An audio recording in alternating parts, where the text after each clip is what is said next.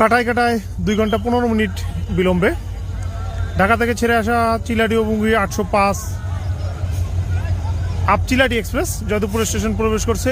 একেবারে overloaded চিলাটি express Joydebpur station প্রবেশ করেছে। সবচেয়ে বেশি ভিড় সহ যে ট্রেনটি এবার ঈদে দেখা যাচ্ছে সেটি হচ্ছে গিয়ে এই চিলাটি এক্সপ্রেস জয়দেবপুর স্টেশনের 3 নম্বর লাইনে প্রবেশ করছে। দেখছেন চিলাটি এক্সপ্রেসের দৃশ্য।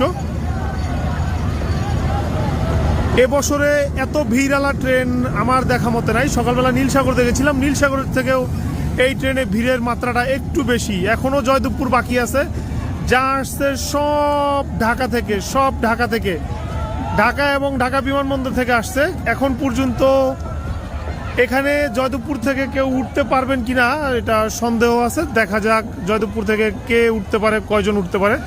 ওঠার মতন কোনো পরিবেশই নাই চিলাটি এক্সপ্রেসে।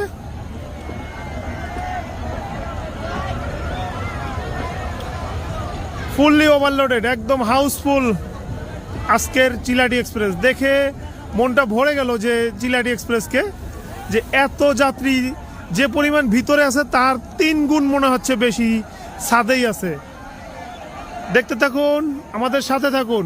আমরা একটু পাহাড় থেকে নিচে নামে আসলাম যাতে করে আরো কাছাকাছি দেখতে পারি। এ হচ্ছে গিয়ে আজকের 805 চিলাটি এক্সপ্রেস। এখানে ওঠার মতন কোনো স্কোপ নাই। এক ভাই জানালা দিয়ে উনি কি নামছে না উঠছে এটাই বোঝা মুশকিল। জয়দেবপুর থেকে কেউ কি উঠতে পারবে কি পারবে না, একেবারে মৌমাছির মতন অবস্থা আজকের। এই ট্রেনটার মিনিমাম জয়দেবপুর স্টেশন যাত্রা বিরতি দিতে হবে 10 মিনিটের মতন, তা না হলে কেউ উঠতে পারবে না। এইদিকে গেট বন্ধ করে বসে আছে, একেবারে কোনোভাবেই সম্ভব না। আমার দেখা মতে সবচেয়ে বেশি ভিড় সহ যে ট্রেনটি চলছে সেটি হচ্ছে গিয়ে এই চিলাটি এক্সপ্রেস।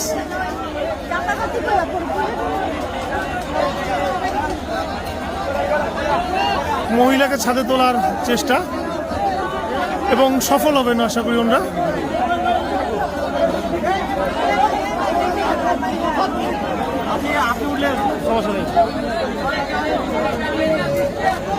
ভাই ফুল প্যাকেট হয়ে আসছে, এখানকার লোক কেমনে উঠবে?